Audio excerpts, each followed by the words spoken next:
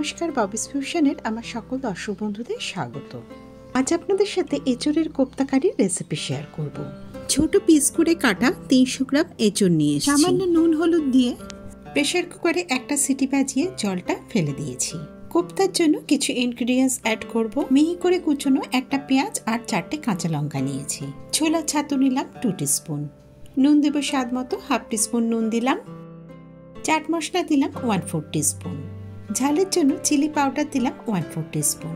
প্রথমে সমস্ত উপকরণ একসাথে মেখে নেব। মাখা হচ্ছে, এরই মাঝে 1/4 টিস্পুনেরও কম গরম মশলা দিলাম। 1.5 টেবিল স্পুন আদা রসুন কাঁচা লঙ্কা বাটা দিলাম। যে কোনো রান্নাতে ঝালটা আপনাদের নিজেদের স্বাদ বুঝে দেবেন। সমস্ত উপকরণ খুব ভালো মতো আমি মেখে নিয়েছি। অল্প অল্প পোর্শন নিয়ে ছোট আকারের 12টা বল করে নিলাম। বলগুলোর ওপর থেকে সামান্য একটু ছোলার ছাতু স্প্রিঙ্কেল করে দেবো। এবার আমি আরও একবার এঁচড়ের বলগুলো হাত দিয়ে তুলে গোল গোল করে ঘুরিয়ে নেব।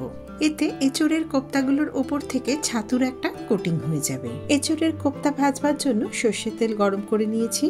গ্যাস লো টু মিডিয়াম ফ্লেমে রেখে এঁচড়ের কোপ্তাগুলো গোল্ডেন ব্রাউন করে ভেজে তুলে নিলাম।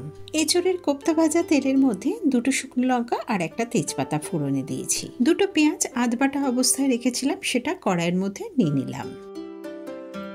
দেখতেই পাচ্ছেন এখানে কিন্তু পেঁয়াজ আমি পুরো বাটিনি। পেঁয়াজ সম্পূর্ণ বাটলে প্রচুর পরিমাণে জল বেরোয়, তাই ভাজতে অনেকটাই সময় লাগে।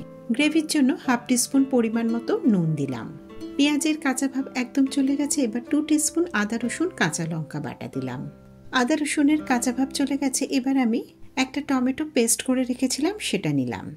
টমেটোরও কাঁচা ভাব না যাওয়া পর্যন্ত রান্না করব। টমেটোর কাঁচা ভাব চলে গেছে। এবার দেবো কিছু গুঁড়ো মশলা।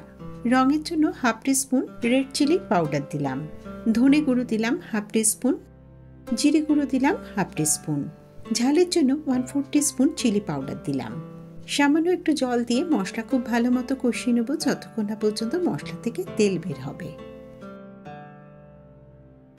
দেখতেই পাচ্ছেন মশলা খুব ভালো মতো কষানো হয়ে গেছে।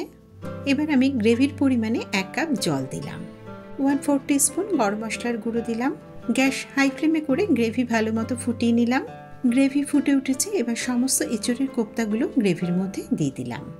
এই অবস্থাতে খুব বেশিক্ষণ রান্না করব না, তাহলে কিন্তু কোপ্তাগুলো ভেঙে যাবে। মিনিট 5 রান্না করলাম। এঁচড়ের কোপ্তা কারি একদম তৈরি পরিবেশনের জন্য। রেসিপি ভালো লাগলে ভিডিওটা লাইক করবেন, বন্ধুদের সাথে শেয়ার করবার অনুরোধ রইল।